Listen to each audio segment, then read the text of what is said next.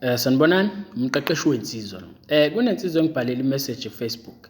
Kusho ukuthi umjida uyachaza udaba lakhe uthi kunethekeni abeyishayela manje ithi ifuna babe abangani kuqala. So-ke mangabe echaza umjida uthi-ke sebebe abangani isikhathi eside. Manje usefuna ukuthi imcacisele ithekeni ukuthi-ke bangakwazi yini ukuthi bethandane. Umjida ubhalile-ke wathi-ke mqeqeshi ngibhekene nenkinga lana ngoba lo muntu ngiyamshela uthi ufuna sibe abangani. Yabona ithekeni mangabe ithi ifuna nibe abangani kuqala ingoba wena mjida usuke utatazele kakhulu wahluleka ukwenzisa okwensizwa insizwa yoqobo wajaha ingane ukuyitshela ukuthi uyayithanda. Yabona abantu besifazane abafani nathi, thina singavuka ekuseni sesikuthanda but bona basebenzisa ama-emotions kakhulu ne-connection. So mangabe ingane ingekho connected kuwena usuzovela ukuthi uyayithanda nje. Kuzoba nzima phela nawe ukuthi kutshela ukuthi iyakuthanda ngoba ayikho connected kuwena nama-emotions akho ayiwa-relate nje kuwena. So-ke iyobe isikuphendula-ke naye sithi hawu ngcono sijwayelane kuqala sibe abangani. Usungena kwi-friend zone lapho. So-ke the moment usungena kwi-friend zone wena usuyitshela ukuthi hhayi mhlambe-ke ngelinye ilanga mase sazana kahle iyoza kumina ingitshela ukuthi hhayi-ke ngcono sithandane-ke manje ngoba isiyangazi into engekho mfethu, into engasoze yenzeka. Once wangena kwi-friend zone ungeniswa amaphutha akho kwi-friend zone. Once usuphakathi komele uzikhiphe wena futhi ngoba yona ngeke izikhiphe iyokucwila forever lapho until uzuzikhipha wena. So-ke mfethu ungabotatazela umuntu ujaha umtshela ukuthi uyamthanda ngoba into e-wrong leyo. Mhlawumbe kudala yasebenza, shintshile izinto manje asafani njengakudala, uthando alisafani njengakudala. So-ke mhlawumbe umuntu wakudala womtshela ukuthi uyamthanda uqala ukumbona bese ethi naye uyakuthanda but manje akusenziwa manje. Umuntu wathi watshela nje ithekeni ukuthi uyayithanda uqala ukuyibona noma usanda kuhlala nayo izokutshela nje ukuthi ngcono sazane kuqala wavuma nje lokho usuphakathi kwi-friend zone.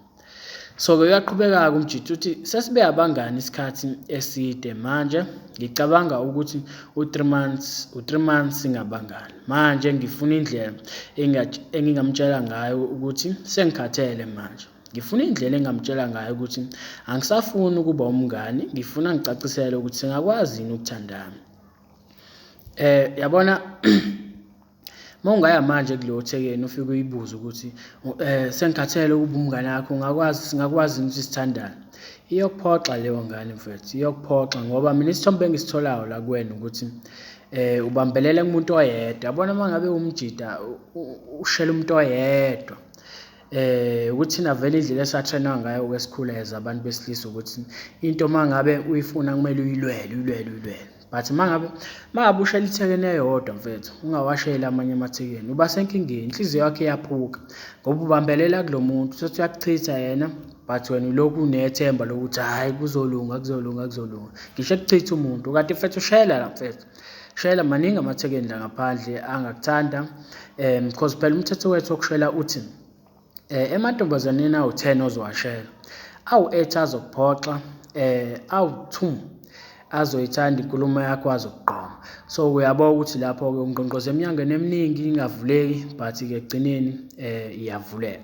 So-ke shayela mfethu musukubambelela kulo muntu. So into ozoyenza-ke ngifuna anothise i-change la kuwena, ungabe usamtreat-isa okumngani wakho ukuthi angazi ukuthi umuntu wangakini noma umuntu ofunda naye but-ke mawukuthi ubumfonela ungabe usamfonela manje, awusezumfonela, awusezumWhatsApp, uzombuka kanjalo. Mawukuthi uviwa ama-status akhe uzoviwa i-status unga-reply ungenzi lutho ugcine ngokuviwa kanjalo. Yena uzomangala ukuthi hawu yini ndaba manje umngane wami kwenzakalani, yabo.